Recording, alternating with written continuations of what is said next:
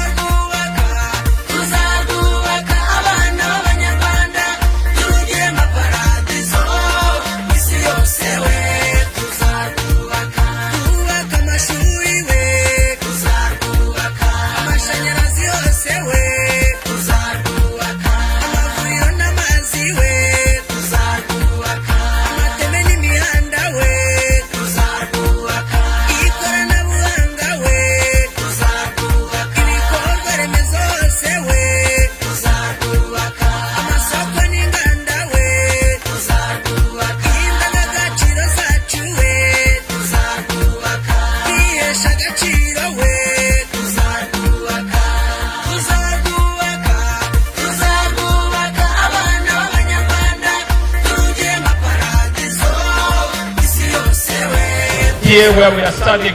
So though we are here, just imagine you are inaugurating 3 roads at the same time, okay? And that is the project we've been working on. I would love to acknowledge the different organs you have made today possible, and thank you for that. Ladies and gentlemen, there is only one way you are going to be able to find out if the job was well done. My remark will be brief. It's just to give you a warm welcome to our Northern Province. First of all, Northern Province, but also the Eastern Province, we thank you very much for having contributed to this impactful project. We are confident that the road we are inaugurating today is going to change completely our region.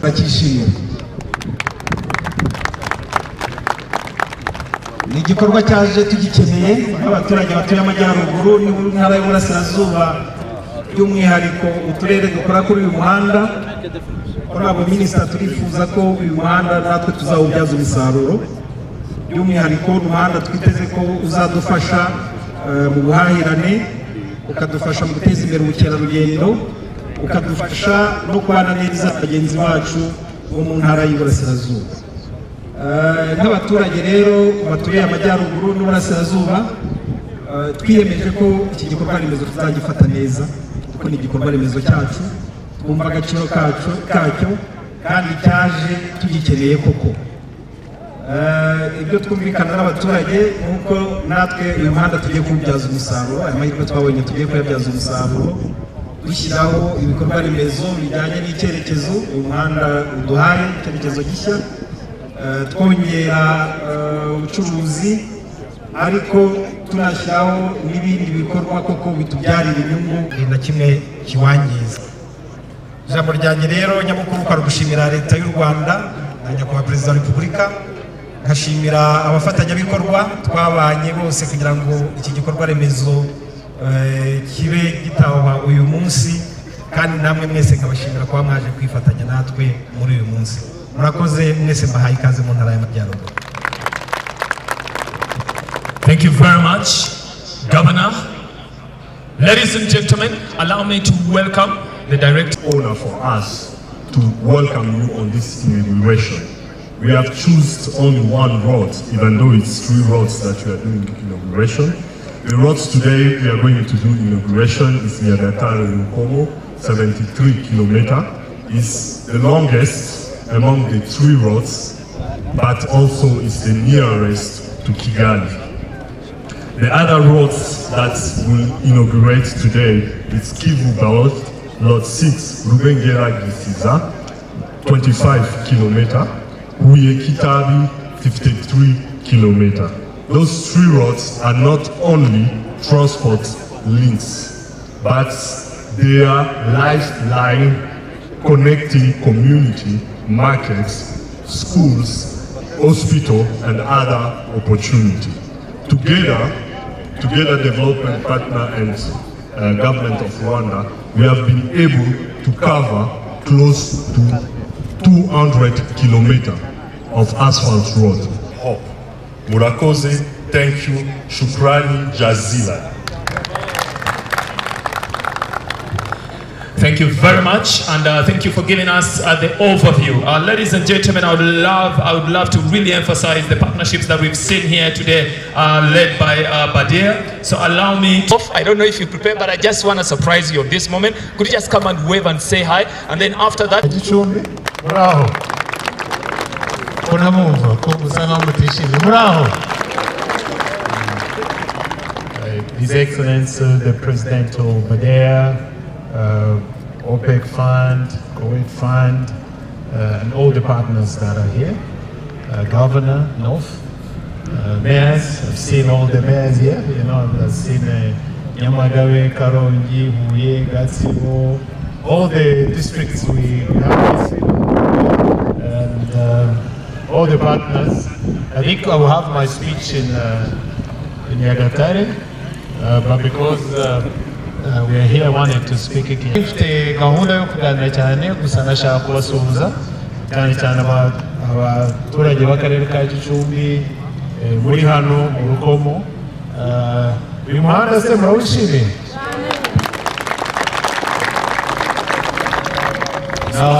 Kubazanira intashyo. Uyu ni umuhanda nyakubahwa Perezida wa Repubulika yemereye abaturage b'akarere b'utu turere, yaba akarere ka Gicumbi, akarere ka Nyagatare, gukomeza kugera ubundi n'umuhanda kuva Nyagatare ugakomeza ukagera Base. Uturere twose turi muri ibyo bice ni umuhanda umukuru w'igihugu yemeye, kandi ibyo yemera arabikora. Ubuse murantu iki ntimwamushimira? Washima nahoze mbiganiriza abantu nanjye ndimo.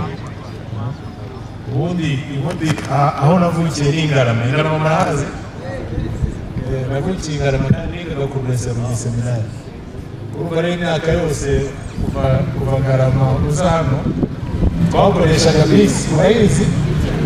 Abakuru murabizi bisi yabaga hano yabona Tracom twagendagamo badupakiye imodoka zitameze neza, ariko hari igihe twajyaga tuva Ngarama ku igare tukaza hano. Ubu rero urumva ko nanjye mubashima ndimo. Nizere ko n'abandi mukorera hano ubuzima bwahindutse. Icyo nasaba rero, umuhanda ni igikorwa remezo igihugu gishyiraho kugira ngo ugire akamaro. Ndizera ko uzahindura ubuzima, ugatanga ubukungu, ugatanga ubukire. Murabyitegura ubuzima buzahinduka. Baza hano bagahagarara hano bari mu rugendo, abantu benshi bahagarara hano mu Rukomo. Kera bajyaga bavuga ngo bahagarara kuko haba brochette nziza kurusha ahandi. Niko bikimeze? Ariko ubwo ni ukurenga ibyo ngibyo, mukagira serivisi zo kwakira abantu, mugatunganya amazu agasa neza kugira ngo abakora ingendo zo kuva mu bihugu by'abaturanyi bagenda mu bindi bihugu n'abandi mu gihugu babashe kubagarana hano mubahe serivisi nziza. Tubone ko igikorwa remezo cyazamuye ubukungu koko, kugira ngo mubashe gukora amasaha 24 kuko igihugu gifite umutekano, kugira ngo mubashe gukora amasaha 24. Tuzarebe rero, tuzabone umusaruro ufatika cyane cyane ku baturage bo mu karere ka Gicumbi, nibwo tubyaza umusaruro igikorwa remezo nk'iki. Nibyo by'igihe gitoya nashaka kubaganiriza, buryoherwe kandi mwakoze cyane kuduha umwanya wanyu uyu munsi. Thank you very much. Honor. Tuje gutangiza ku mugaragaro uyu muhanda wakozwe ugana Nyagatare. Ntabwo ari umuhanda wonyine, dufite n'indi mihanda mu tundi turere ariko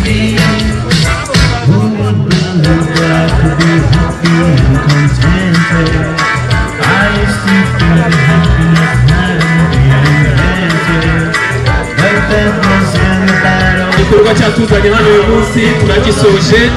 Turabashimiye cyane kuba mwabanye natwe. Uyu ni